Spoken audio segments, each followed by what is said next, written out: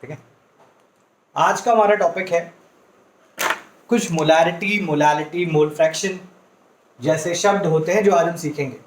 Molarity, molality, mole fraction क्या होता है, कंसेंट्रेशन क्या होता है और कैसे इसको यूज किया गया है केमिस्ट्री में। हाँ? तो सबसे पहले आप हेडिंग लिखो, हाउ टू मेजर कंसेंट्रेशंस। देखो बच्चे, हाउ टू मेजर कंसेंट्रेशंस। हमने मोल निकालना थोड़ा सा सीखा था, वो फॉर्मूला आपको याद ही है मोल का। आज हम सीख रहे हैं उसी के आगे हाउ टू मेजर कंसेंट्रेशन। कंसेंट्रेशंस को कैसे मेजर किया जाए, हाउ टू मेजर कंसेंट्रेशन। अच्छा, कंसेंट्रेशन होता क्या है? तो सॉल्यूट सॉल्वेंट को लेके जब हम बात करेंगे तो कंसेंट्रेशन की बात करेंगे। How to measure concentration. ना कंसेंट्रेशन मतलब सॉल्यूट और सॉल्वेंट का जो घोल बनेगा, जो सॉल्यूशन बनेगा, जब उसके बारे में पढ़ोगे तो उसे हम कंसेंट्रेशन बोलते हैं वैसे कि। ठीक है, तो एक तरीका कंसेंट्रेशन को मेजर करने का है परसेंटेज के टर्म्स में। तो पहली हेडिंग लिखिएगा आप लोग, इन टर्म्स ऑफ परसेंटेज। बहुत ध्यान से समझिएगा, बहुत ही इंपॉर्टेंट टॉपिक है बच्चे ये। इसके ऊपर 11th के बहुत सारे सवाल बनते हैं, 12th के बहुत सारे सवाल बनते हैं, तो आपको समझ में आना चाहिए। ठीक है, तो सबसे पहला टॉपिक बच्चे आपने लिखा इन टर्म्स ऑफ परसेंटेज, कि परसेंटेज के ऊपर हम कैसे समझाएंगे कि कंसेंट्रेशन क्या होता है। तो देखिए बच्चे, सबसे पहला है, अगर कहीं आपको लिखा मिले वेट बाय वेट परसेंटेज, या फिर mass by mass, mass by mass, हम सवाल लिखेंगे इसके ऊपर समय आने पे। या फिर सिर्फ आपको लिखा रहेगा by mass, percentage by mass, है ना। तो वेट बाय वेट परसेंटेज और परसेंटेज मास बाय मास, या फिर बाय मास परसेंटेज। तो इन सब का मतलब हम क्या निकालेंगे, हम वो सीखने जा रहे हैं। तो अगर कभी हमको ऐसा लिखा मिलेगा बच्चे, तो हम इससे ये समझेंगे, हम इससे ये समझ सकते हैं। फॉर एग्जाम्पल लेके देखते हैं। Let's suppose we are having 10% weight by weight glucose solution हमारे पास है। ठीक है, आप थोड़ी देर मेरी बातों का वेट करेंगे, फिर मैं आपको सवाल दूंगा कुछ समय के बाद। आपके पास 10% वेट बाय वेट बच्चे ग्लूकोज सोल्यूशन है। You are having 10% weight by weight glucose solution. आपको इसका मतलब समझना है, 10% weight by weight glucose solution का मतलब समझना है। तो बच्चे इसका मतलब हुआ 10 ग्राम, 10 gram of glucose in 100 grams of solution. बहुत ध्यान समझेंगे, 10 gram of glucose in 100 gram of solution.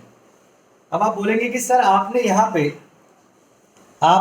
पे ये ग्राम में क्यों लिया, क्योंकि भैया वेट दिया हुआ था। अच्छा, आपने इसको भी ग्राम में क्यों लिया, क्योंकि देखो वेट दिया हुआ था। ठीक, अब आपने 100 क्यों लिया, क्योंकि बच्चे हम परसेंटेज के टर्म्स में बात कर रहे हैं, तो हम अपनी चीजों को 100 में लेके जाएंगे। तो जब भी आपको बोलेगा कि आपके पास 10% weight by weight glucose solution है, तो आपको यह समझना है 10 gram of glucose is making या is present in 100 gram of solution. तो इसका मतलब आप ये समझिए कि जो सोल्यूशन होता है वो दो चीजों का मिलके बना होता है। हाँ, एक सोल्यूशन बना होगा बच्चे सॉल्यूट एंड सॉल्वेंट। तो अगर कल को हमको यहाँ पे सॉल्यूट दे दिया 10 ग्राम, तो what will be the mass of solvent over here? 90 ग्राम। कहूंगा कोई दिक्कत है?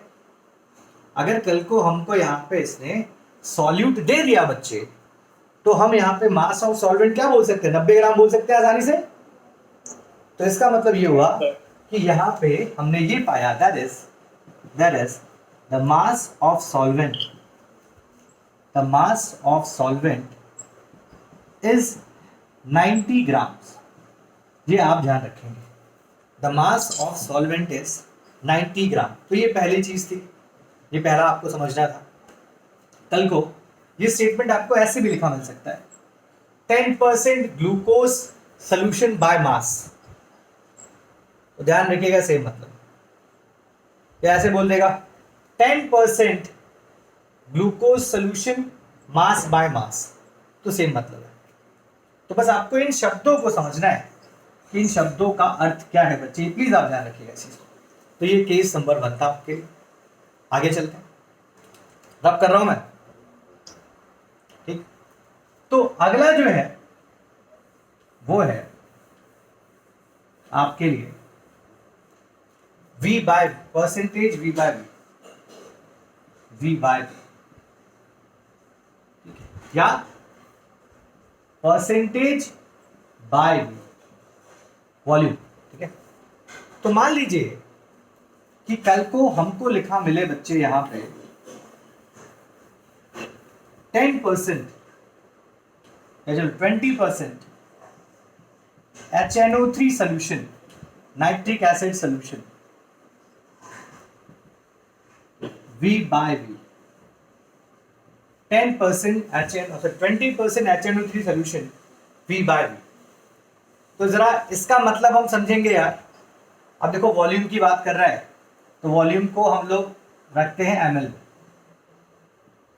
तो इसका मतलब बेटा ये हुआ कि इसका मतलब क्या हुआ, बोलो बच्चे, इसका मतलब बोलो, क्या मतलब होगा इसका, बोलो। 20% HNO3 का सॉल्यूशन 100 में से 100 लीटर, 100 लीटर नहीं, मतलब तुम 100 लीटर का सोल्यूशन बना सकते हो अपने केमिस्ट्री लैब में। Not sir 100 litre, 100 millilitre. Okay okay, ठीक। तो ये हो गया 20 ml of HNO3 in 100 ml of solution, ठीक है।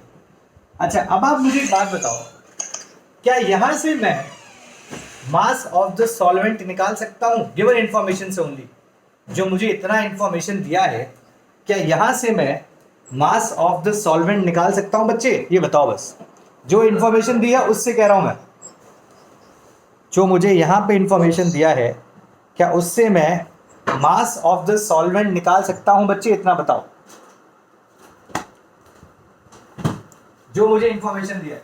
नहीं निकाल सकता, क्योंकि इस बार ये तो ml में है ना, और मास ऑफ द सॉल्वेंट निकालने के लिए मुझे कुछ ना कुछ ग्राम में चाहिए होगा। तो अगर मुझे कभी इसको निकालना होगा मास ऑफ द सॉल्वेंट को, तो डेफिनेटली मेरे पास डेंसिटी होनी चाहिए। जब मेरे पास डेंसिटी होगी, मैं तभी उसको यूज करके मास ऑफ द सॉल्वेंट निकाल पाऊंगा, ऐसे नहीं निकाल सकता, ठीक है।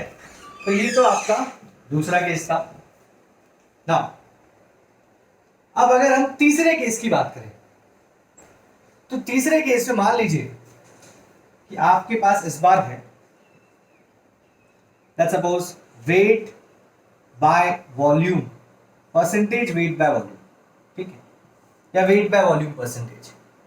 तो मान लीजिए कि इस बार आपको दिया हुआ है for example 15% of HNO3, 15% of HNO3 weight by volume solution. जब बच्चे आपको दिया होगा 15% of HNO3 weight by volume solution, तो इसका मतलब यहां पे क्या हुआ, 15 ग्राम्स ऑफ HNO3, बोलो इन, बोलो 100 ml ऑफ सोल्यूशन। तो सर डेंसिटी तो दे दी ना, मैं पूरी दे दी है इन्होंने। क्या बेटा? डेंसिटी निकालने के लिए इन्होंने तो पूरा हमें सारी चीजें दे दी ना, ग्राम, हमारे पास मास भी है एंड हमारे पास वॉल्यूम भी है। मास किसका है? 15 ग्राम। नहीं, मास है किसका? HNO3। HNO3 यहाँ पे क्या है? सॉल्यूट की, सॉल्वेंट की, सॉल्यूशन। तो मतलब जब आप डेंसिटी पढ़ते थे, तो उसका फॉर्मूला आप ऐसे लिखते थे density equals to mass of the solute upon volume of the solution. No sir. तो क्या लिख सकते हो, जब भी बाबा फॉर्मूला लिखोगे तो या तो वो सॉल्यूट के टर्म में लिखोगे, या तो सॉल्वेंट के टर्म में लिखोगे, या सॉल्यूशन के टर्म में लिखोगे, है ना बेटा। बट देखो यहाँ पे जो हमको इंफॉर्मेशन दी है वो किसके बारे में दी है, एक तो दे रहा है वो सॉल्यूट के मास के बारे में, और दूसरा दे रहा है वो सोल्यूशन के वॉल्यूम के बारे में। तो मतलब यहाँ इंफॉर्मेशन नहीं दी बाबा, निकालनी पड़ेगी, ऐसे नहीं निकाल सकते, ठीक है। तो देगा कुछ अलग से, देखते हो। तो ये चीजें आपको समझ में आनी चाहिए, ये आपको समझ में आना चाहिए कि यहाँ पे मैंने क्या बोला है आज, ठीक है। आगे चल रहे हैं इसके गाइस। सर हाँ बोलो। सर इसका क्वेश्चन कैसे आएंगे? अभी वेट करो, समय आने बताऊंगा, समय अभी आएगा, चल जाएगा पता, कुछ समय का इंतजार करो। नेक्स्ट, तो ये एक तरीका हुआ कंसंट्रेशन को मेजर करने का। अब दूसरा तरीका देखते हैं। अब देखो जैसे तुम कह रहे हो कि इस पे क्वेश्चन कैसे आएंगे, तो लेट्स सपोज कि अगर हमें कभी दिया है 9, मान लो हमको दिया हुआ है 9% of glucose solution weight by wait, ठीक है। हमको दिया बच्चे 9% of glucose solution weight by wait, और मान लो कहता है find the moles of glucose over here, find the moles of glucose over here. आपको दिया हुआ है 9% of glucose solution weight by wait, और आपको ग्लूकोज का मोल निकालना है जी। बताइए कैसे करेंगे।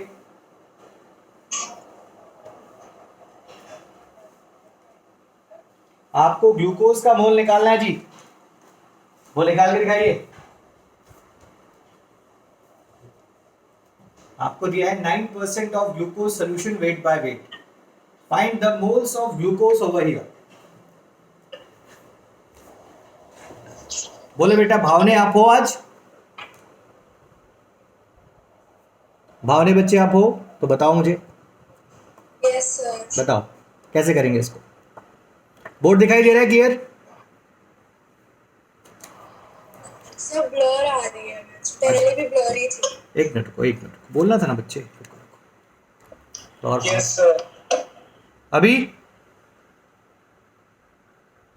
सर मेरे में दूसरी प्रॉब्लम आ रही है। अच्छा ये सब ब्लर हो रही है अभी। अच्छा अभी भी हल्की ब्लर है। बेटा फिर कुछ नेट का इशू होगा फिर, क्योंकि यहाँ तो अभी देखो ध्यान से, शायद क्लियर आ रही है। यस सर अब थोड़ी क्लियर है। हाँ बेटा क्लियर होगी बच्चे, क्लियर होगी। सर ठीक है। हाँ मैंने आपको दिया है 9% of glucose solution weight by weight, please check करो।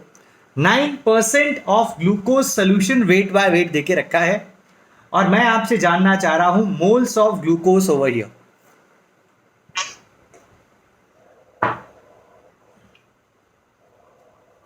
Moles of glucose over here, please check करो बच्चे।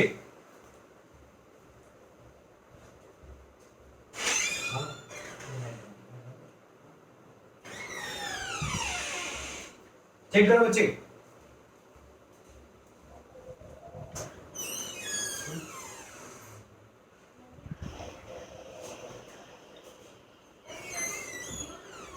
बोलो बच्चे, आया?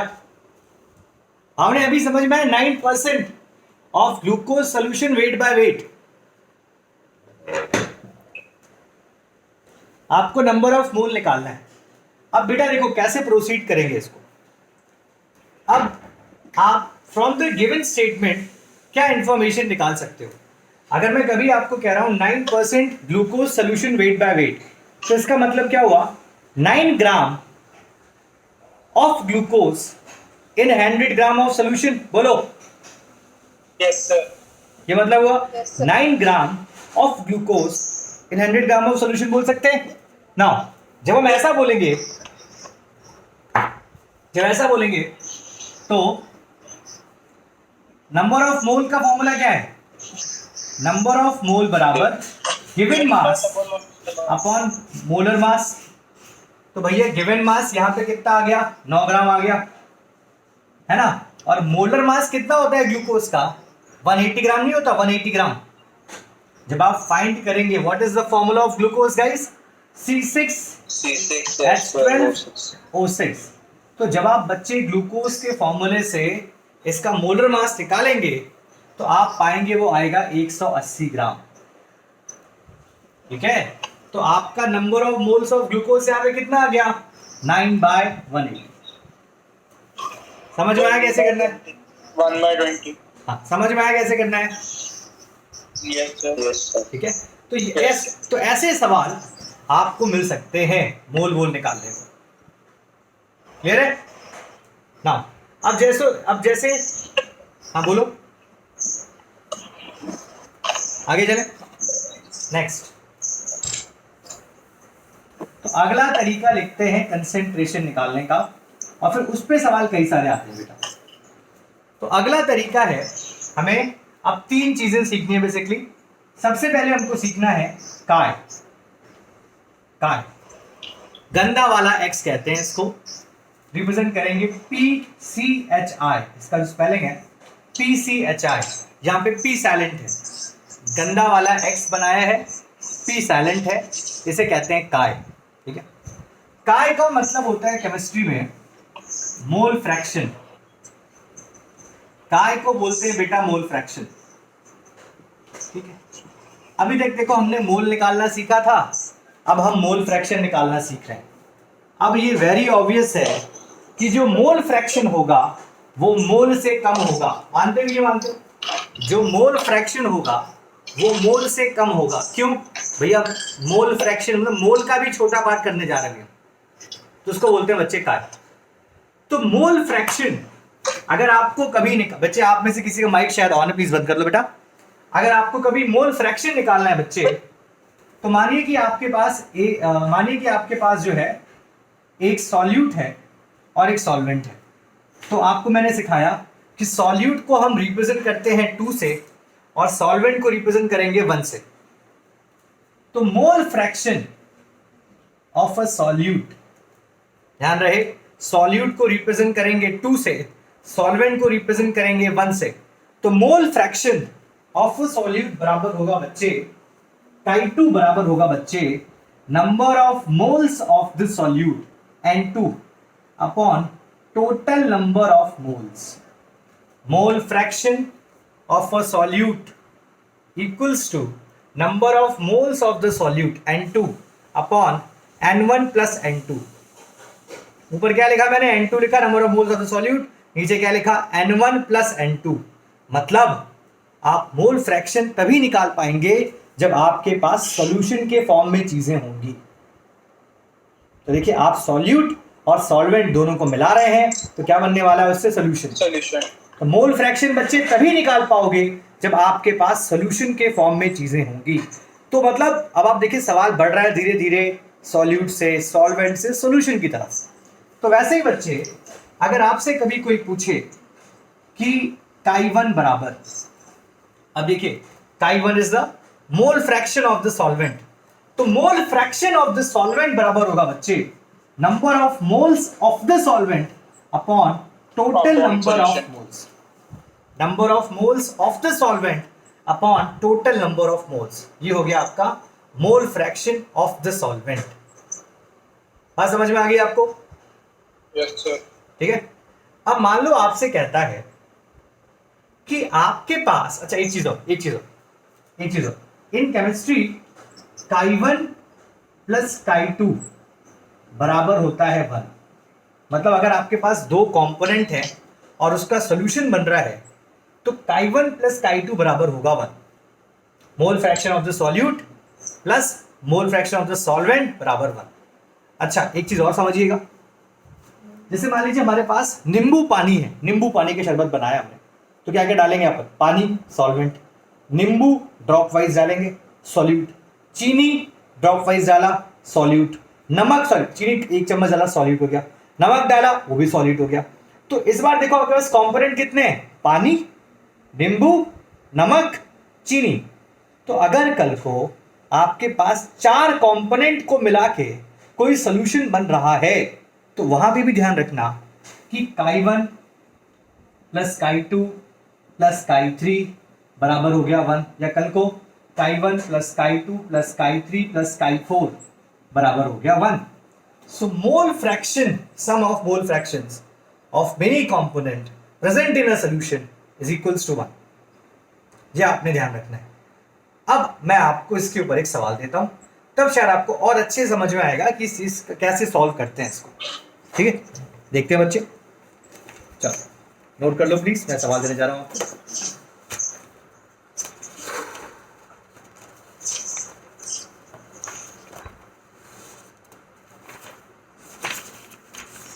आई होप ये समझ में आ गया सबको कि हम जो भी पढ़ रहे थे मोल फ्रैक्शन उसका मतलब क्या है और उसको निकालेंगे कैसे, ये आपको समझ में आना चाहिए कि मोल फ्रैक्शन जो है वो इसी तरीके से आपको सॉल्व करना है.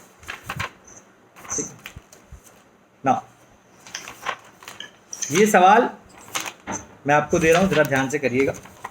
ठीक है, तो आपके पास है बच्चे, लिखिए सवाल लिखिए. बोलो. Yes sir.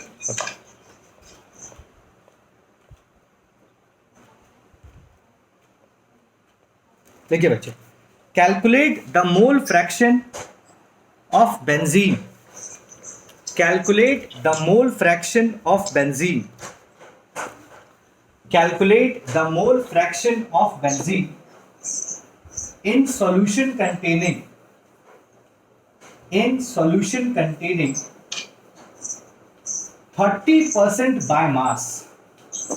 Calculate the mole fraction of benzene in solution containing 30% by mass in CCl4. Calculate the mole fraction of benzene in solution containing 30% by mass in CCl4. CCl4 को हम लोग कहते हैं क्या, देखो आपको यहाँ पे देके रखा है एक तो बेंजीन, तो बेंजीन का फॉर्मूला होता है C6H6. बेंजीन को बोलते हैं बच्चे हम लोग C6H6. Benzene is known as, इसको लिखते हैं C6H6. ठीक है, तो ये रहा बेंजीन आपका C6H6. अच्छा, दूसरा उसने आपको बोला है CCl4. CCl4 को बच्चे हम लोग बोलते हैं carbon tetra chloride. Guys, carbon tetra chloride. ठीक है. अच्छा, अब मैं आपको बता दूं आपकी सहूलियत के लिए, कार्बन का मास होता है 12, क्लोरीन का मास होता है 35.5. The mass of chlorine is 35.5, the mass of carbon is 12, the mass of hydrogen is 1. आप लोग प्लीज ये सवाल करके दिखाइए. आपको यहाँ पे मोल फ्रैक्शन ऑफ बेंजीन भी निकालना है और आपको मोल fraction of carbon tetra chloride भी निकालना है. प्लीज करके दिखाइए. Calculate the mole fraction of benzene in a solution containing 30% by mass in carbon tetrachloride. ये सवाल है आपके पास. In a solution containing 30% by mass in carbon tetrachloride. बहुत ध्यान से करिएगा बच्चे. मैं हेल्प करूं आपकी, आप लोग कहें तो.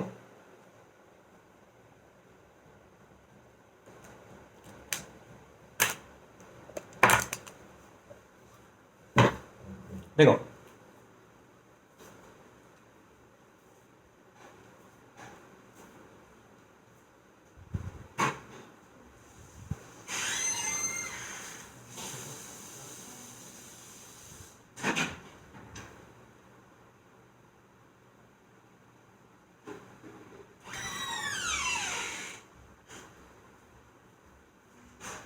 आया किसी का?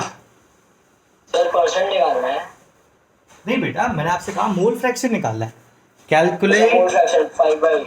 Calculate the mole fraction of benzene in 5/8 आया. 5/8 आया तो कितना आ रहा है? 0.4 समथिंग. 0.5 आ गया था अप्रोक्सीमेटली. किसका आ रहा है ये? किसका? बेंजीन का है कि CCl4 का? बेंजीन का 0.5 और CCl4 का 0.3 आ रहा था. अच्छा अच्छा, अभी देखते हैं. Let's see.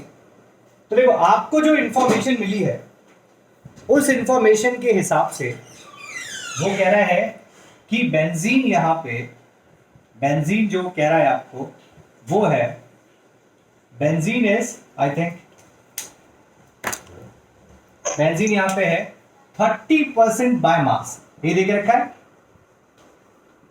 30% बाय मास, उसने आपको बेंजीन देके रखा है।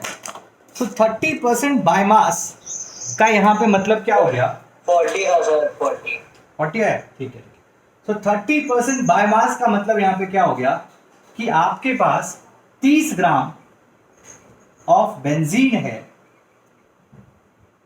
इन 100 ग्राम ऑफ सोल्यूशन। ये इसका कहने का मतलब है कि आपके पास 40% था।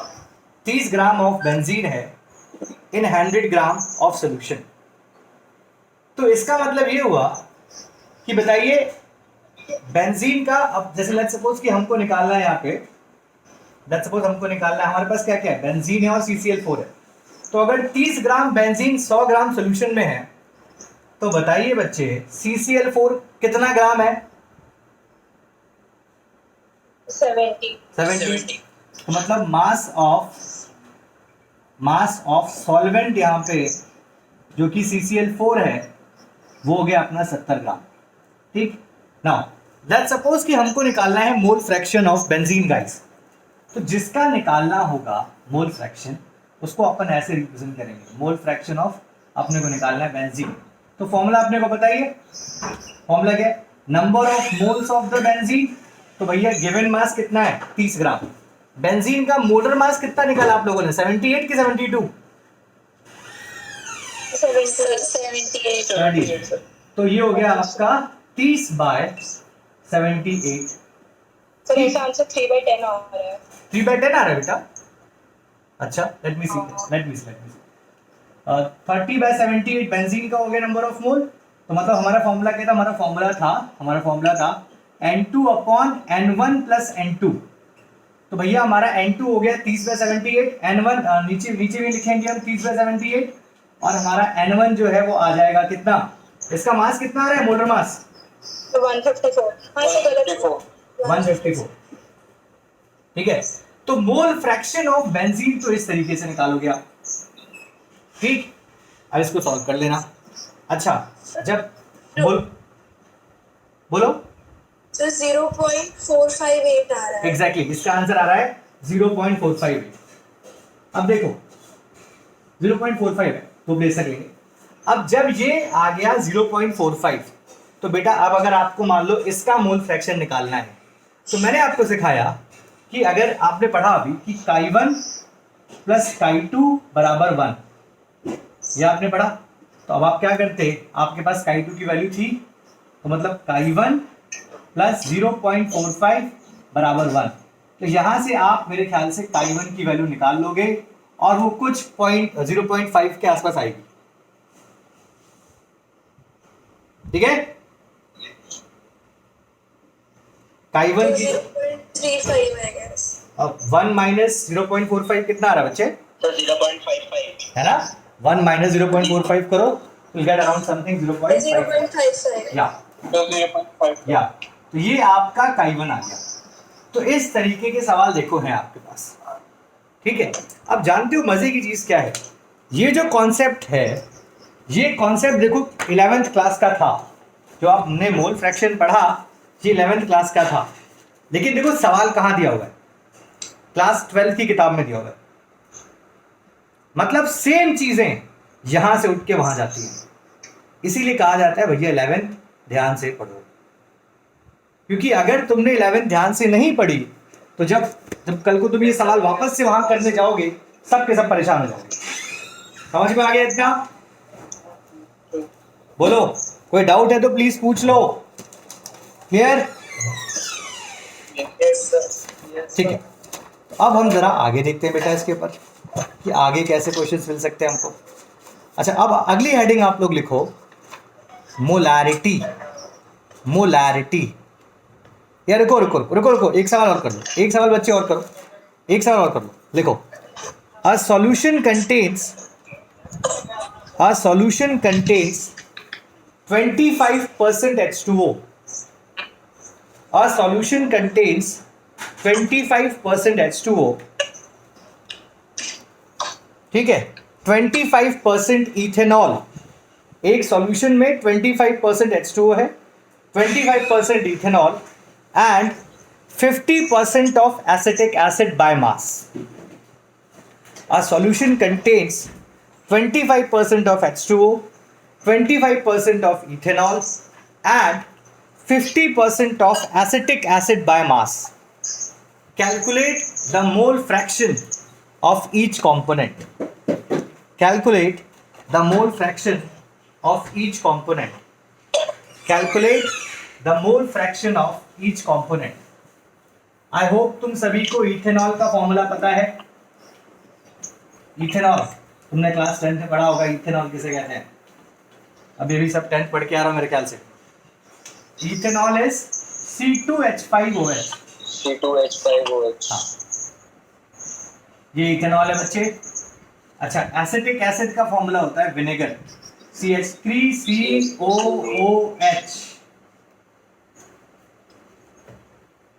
ठीक है, तो एक आपका इथेनॉल हो गया, एक आपका विनेगर हो गया, और तीसरा बच्चे इसने आपको पानी देके रखा है H2O। तो कहता है कि H2O 25% बाय मास है, इथेनॉल 25% बाय मास है, और एसिटिक एसिड 50% बाय मास है। तो आप प्लीज बताइए मोल फ्रैक्शन ऑफ ईच कंपोनेंट। आपको निकालना है बच्चे मोल फ्रैक्शन ऑफ ईच कंपोनेंट। करके देखिए please, mole fraction of each component बच्चे आपने करना है। निकालिए, देखिए किसका आंसर आ रहा है। जिसको अभी भी नहीं समझ में आया मैं बता दूं कि Chi1 plus Chi2 plus Chi3 बराबर 1।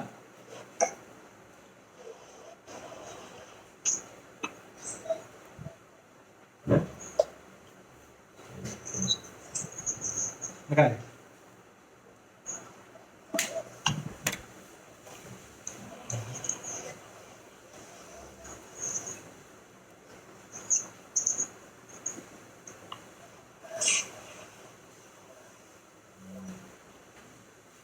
अच्छा, इथेनॉल का मोलर मास निकाला किसी ने, कितना आया इथेनॉल का मोलर मास?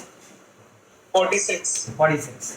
तो बच्चे molar mass of ethanol is 46. Okay. What about acetic acid? 60 ग्राम तो नहीं है एसिटिक एसिड का? तो 60 है। Okay. 60. Yes sir. ये इसका मोलर मास। पानी का मोलर मास कितना है? 18 है कि 20 है कि 21 है? 80. Okay. अब तो करो यार, आंसर निकालो। आधा सवाल तो हो गया।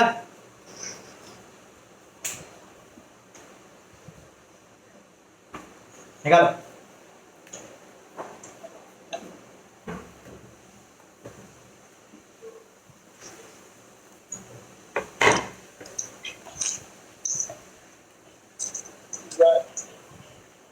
पानी का नंबर ऑफ, पानी का मोल फ्रैक्शन निकाला है किसी ने? पानी का मोल फ्रैक्शन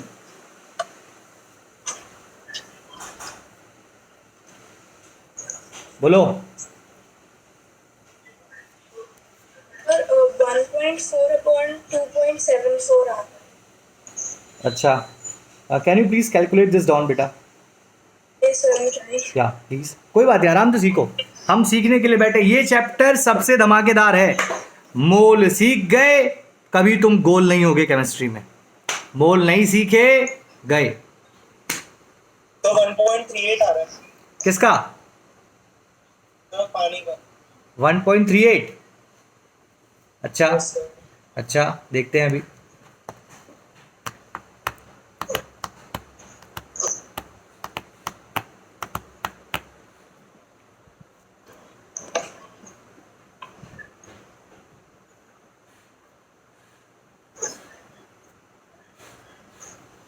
सर मेरा 0.51 समथिंग आ रहा है। सही है। आपका नाम क्या था? सर भाविनी। अच्छा, भावने। गुड बेटा, good. Bhavne 0.50 is correct for pani. What about ethanol? What about acetic acid? बच्चे go for it, go for it, सीखो। गुड भावने। कौन सा स्कूल है आपका? Sir DAV okay, good good, very good बेटा। सर इथेनॉल का 0.18 आ रहा है। 0.18? तुमने कसम खा रखी है सही नहीं करोगे। सब तो बता दिया। सर हाँ, सर 0.19। इथेनॉल का yes sir. Correct correct correct correct, good. नाम बोलो। Parul.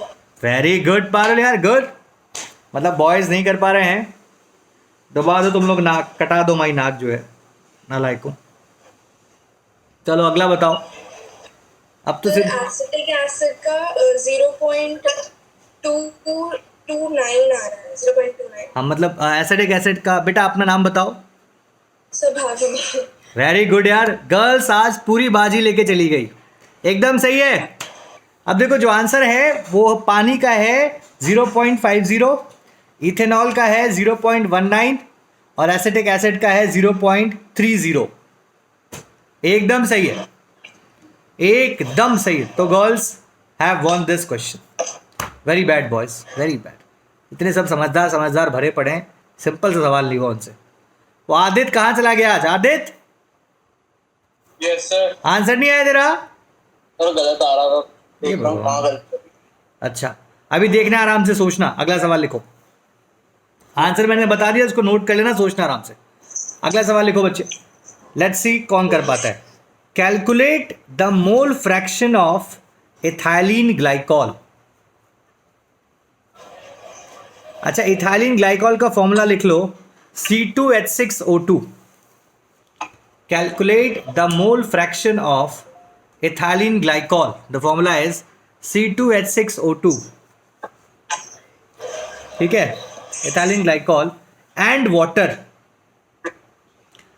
Water in a solution containing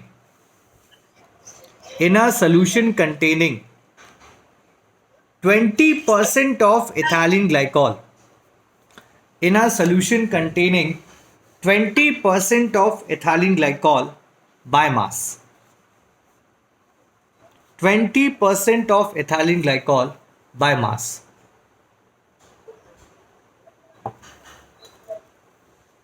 sir एक बार क्वेश्चन रिपीट करेंगे? हाँ बेटा, क्यों नहीं। Calculate the mole fraction of ethylene glycol C2H6O2 and water in a solution containing 20% of ethylene glycol, ठीक है, by mass, by mass।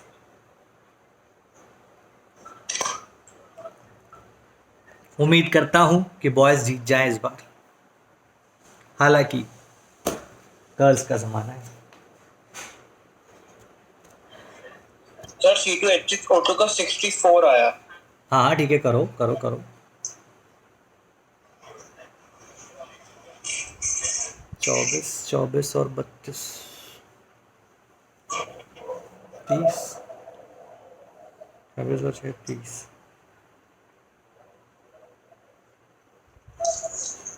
64 की 62? 62। अरे भैया से तुम लोग पिटवाओगे क्या? सही से करो यार, अभी देखना वो सब आंसर दे देंगे दोनों मिलके। करो जल्दी यार, दुखी कर रखा है। आ गया किसी का आंसर? यस, आदित्य ने देखो मुझे आंसर सही भेजा है। आदित्य बेटा तुम्हारा आंसर क्या आया? सर मेरे तो C2H6O2 का 62 आया था। अरे ना ला, अभी उसके आगे से निकाल रहा हूँ। जल्दी कर जल्दी कर जल्दी कर। 0.067। किसका? किसका? 0.0। हाँ सही है, गुड गुड। 0.066 आ रहा है उसका, इथाइलिन ग्लाइकॉल का। Yes sir. Very good, this time we won. Good बेटा गुड। जल्दी से बोल पानी का बोल जल्दी से। 0.94। अरे भगवान, 0.94 सही है, जीत गए, बॉयज हैव वॉन। क्यों पारुल, तुम लोग का आंसर नहीं आया? सर थोड़ा अब भावने तुम्हारा भी नहीं आया इस बार? सर आ गया था। देखो इसीलिए पता है, इसीलिए कहते हैं कि boys are super brainy, I know that. Very good बेटा, कीप इट अप बेटा, गुड। चलो आगे चले, ऐसा कुछ नहीं है, बोथ आर सुपर ब्रेनी। चलो गुड। आई होप तुम्हें मोल फ्रैक्शन निकालना समझ में आ गया सबको, बोलो Yes, बच्चे। sir. Okay good. अगला कॉन्सेप्ट करेंगे बच्चे। तो अभी हमने सबसे पहले देखो मोल निकालना सीखा, फिर हम देखो मोल फ्रैक्शन सीख रहे थे। अब बढ़ेंगे तीसरे की तरफ। तो तीसरा हमारा है मोलालिटी, छोटा वाला एम। गाइस छोटा वाला एम, इसे कहते हैं बच्चे molality. This is known as MOLALITY, molality. Please ध्यान से समझिएगा, बेटा कुछ कह रहे हो? प्लीज ध्यान से समझिएगा, आपकी किताब में भर भर के सवाल हैं इसके ऊपर, और सबसे तगड़ा यही माना जाता है मोलालिटी, मोलालिटी, मोल फ्रैक्शन। ठीक है, तो मोलालिटी या मोलल, मोलल, MOLAL, मोलालिटी या फिर मोलल, ये समझिएगा। ठीक है बच्चे, छोटा वाला m है उसे कहते हैं मोलालिटी, या हम कहते हैं बच्चे मोलल। मोलल देखिए होता है क्या बच्चे, मोलालिटी शब्द का मतलब आपके लिए आज के बाद छोटा वाला m बराबर number of moles of the solute. देखिए मैंने लिखा है N2, number of moles of the solute. बेटा आप में से किसी का माइक ऑन है, प्लीज बंद कर लो बच्चे, मेरी आवाज अच्छे से नहीं आएगी, बंद कर लो please, thank you. So molality बराबर number of moles of the solute upon mass of solvent in KG. Please ध्यान रखिएगा, प्लीज बच्चे, मोलालिटी बराबर number of moles of the solute upon mass of the solvent in KG. देखिए बच्चे molality का मतलब solvent से होगा, हम ध्यान रखेंगे। मोलालिटी का मतलब बच्चे सॉल्वेंट से होगा, हम प्लीज ध्यान रखेंगे चीज को ना। तो अगर आप ध्यान से सोचो तो मुझे बताओ इसकी यूनिट क्या होगी जी? मोल पर केजी कह सकता हूं। तो मतलब इसको रिप्रेजेंट करेंगे बच्चे मोल पर केजी में, मोल पर केजी के फॉर्म में हम इसको रिप्रेजेंट करेंगे। ठीक, अब जरा समझेंगे। तो आपको कल को लिखा मिलेगा कि आपके पास वन छोटा वाला m NaOH सोल्यूशन है। मान लो बच्चे आपको लिखा मिला वन छोटा वाला m NaOH सोल्यूशन है, और आपसे इसका अर्थ पूछेगा, तो आप ये समझेंगे कि इसका अर्थ है one mole of NaOH in 1000 gram of the solvent. Please ध्यान रखिएगा बच्चे, इसका मतलब हुआ बच्चे 1 mole of NaOH in 1000 gram of the solvent. तो देखिए आपको यहाँ पे मोल ऑफ द सॉल्यूट के बारे में इंफॉर्मेशन मिल गई, और देखिए आपको यहाँ पे बेटा फिर से किसी का माइक ऑन है, मास ऑफ द सॉल्वेंट के बारे में इंफॉर्मेशन मिल गई। देख रहे हैं, जब भी हमने वन छोटा वाला m लिखा तो इसका मतलब है 1 mole is present in 1 kg, मतलब आप कह सकते हो 1000 ग्राम ऑफ द सॉल्वेंट। ये आपको ध्यान रखना है। अगली चीज, तो कल को मान लो आपको बोल दे कि आपके पास 3m NaCl सोल्यूशन है, ठीक है, और आपको बताना है, ये पहले सवाल मैं आपसे पूछूंगा, आपके पास 3m NaCl सोल्यूशन है और आपको बताना है व्हाट इज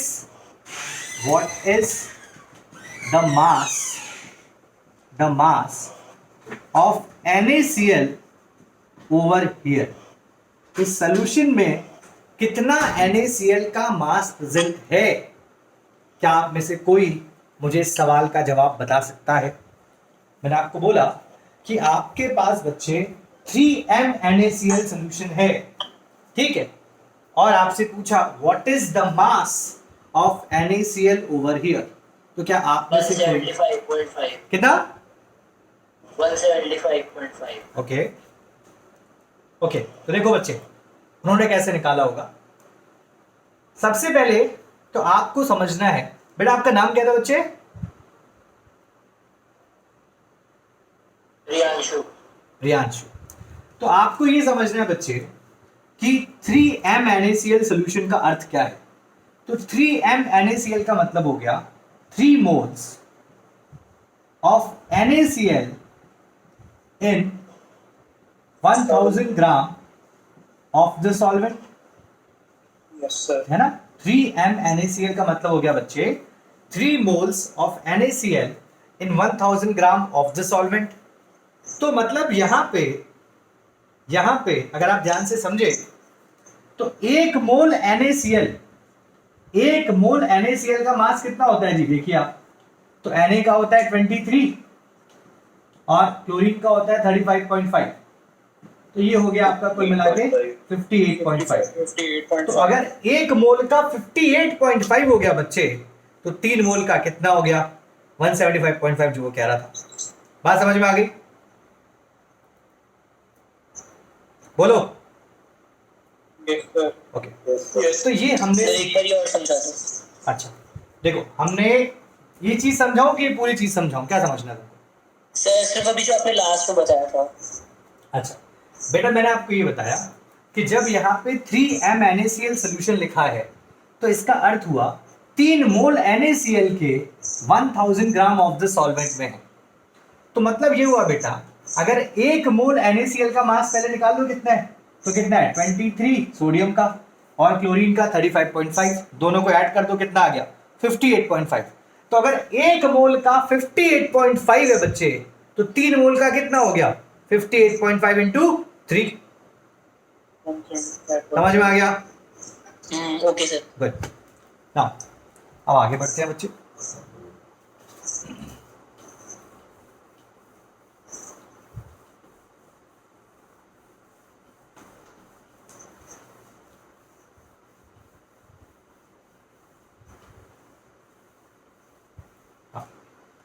अब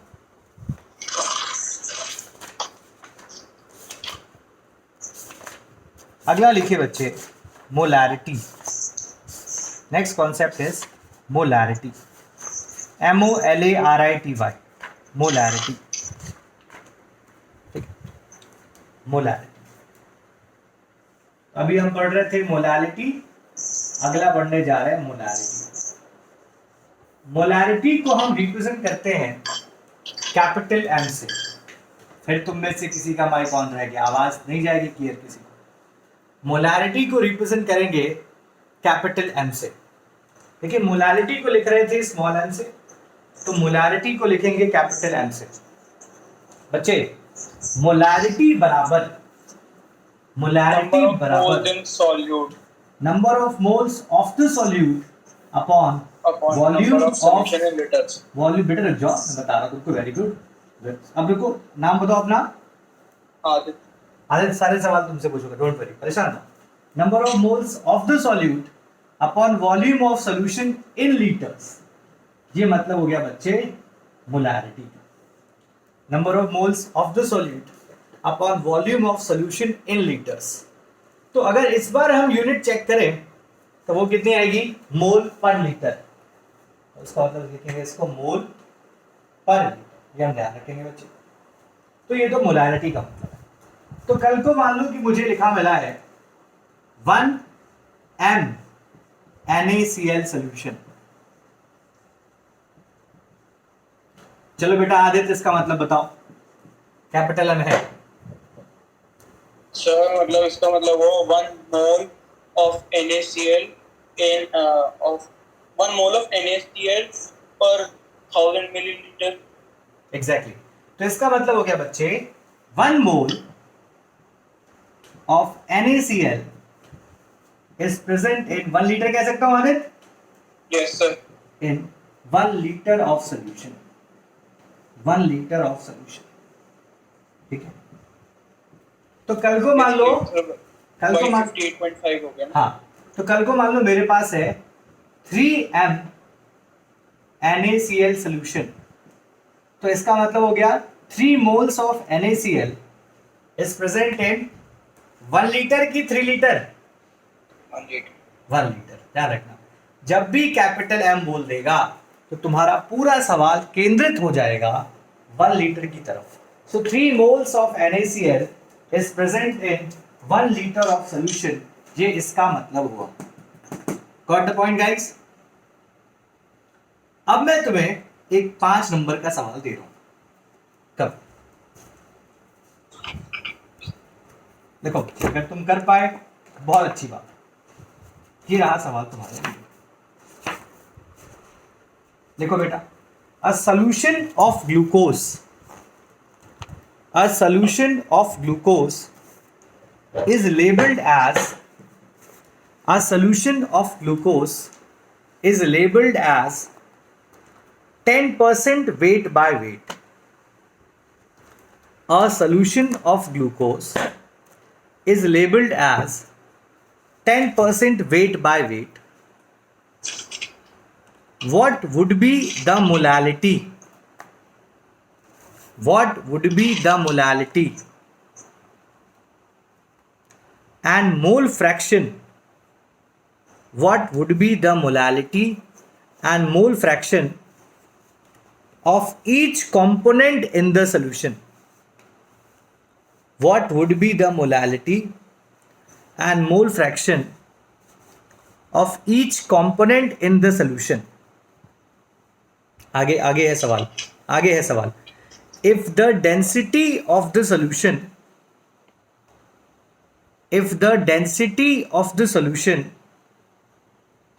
is 1.2 gram per ml, if the density of the solution is 1.2 gram per ml, then find out the molarity of the solution. If the density of the solution is 1.2 gram per ml, then find out the molarity of the solution. मैं सवाल फिर से बोलता हूं बच्चे। A solution of glucose in water is labeled as 10% weight by weight. What would be the molality and mole fraction of each component in the solution? If the density of the solution is 1.2 gram per ml, then what shall be the molarity of the solution? बच्चे ये please मुझे आप करके बताओ। 15